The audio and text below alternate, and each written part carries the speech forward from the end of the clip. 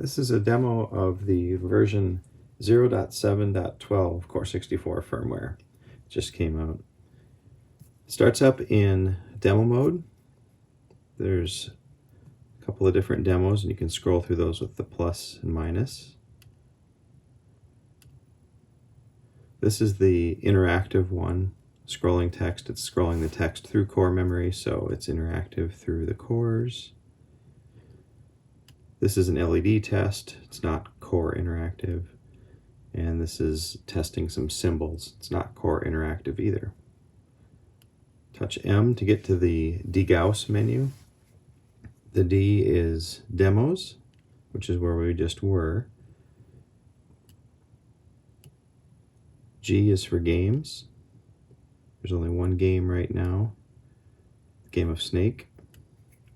Move the purple head to grab the green pellets, and the snake gets longer, and hit a red one, and the snake gets shorter.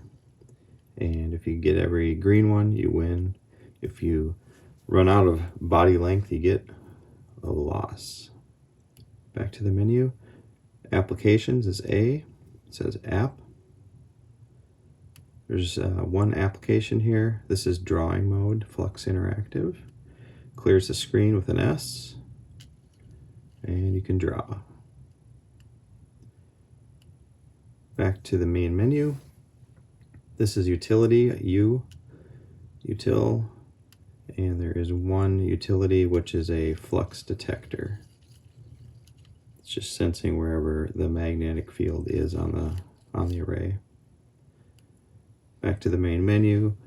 In the first S, that's special, and this is basically test modes. This is testing writing to the LEDs as bits.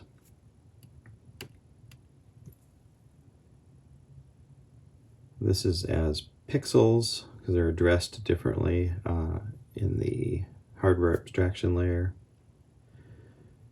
This mode is writing out the EEPROM contents to the serial port, so nothing's happening on the screen.